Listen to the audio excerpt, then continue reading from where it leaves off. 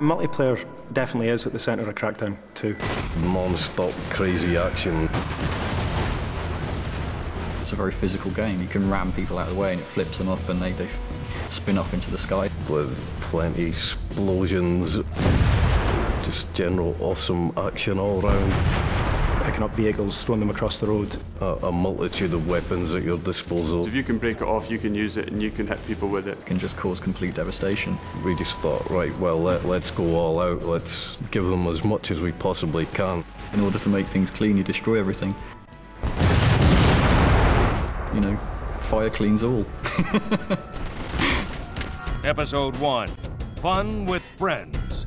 A lot of people love the fact that you can have this open world environment and mess around with your mates. We've doubled the amount of players for co-op. We've turned it up to 4-player co-op, 4 times the people, 4 times the fun, basically. There's so many things to do in the city, it's pretty remarkable that we've managed to fit that in. We have to make all of those missions support 4 players. And not only that, we have to make sure that those missions are supported for 4 players playing 4 different missions scattered around the world of Pacific City.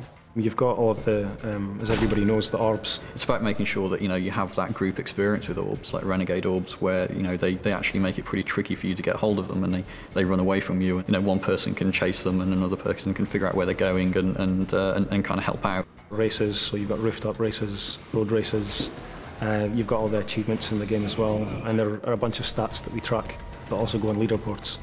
I'm getting excited, citizen. Must remain composed.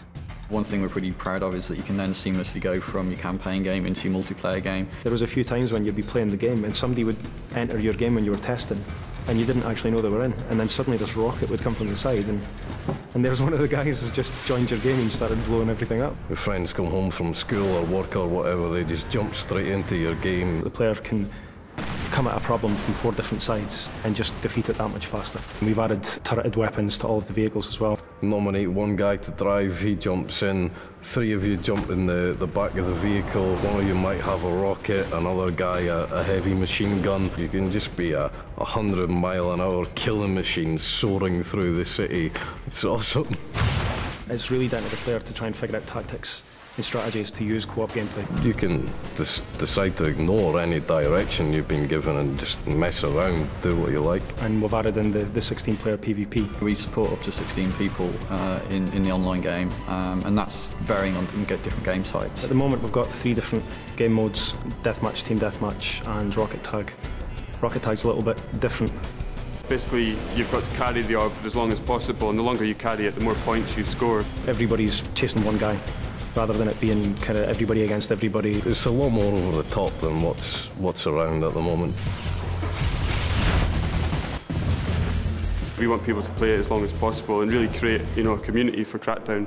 What I describe as one way of playing the game, someone else is going to say, oh, I'm not sure about that, but will have a completely different and brilliant experience than somewhere else in the game. So, I mean, there's so many different aspects, and we've tried to cram a lot in Crackdown 2 and just hope that you guys enjoy it. Brace yourself, man. It's going to be a wild ride.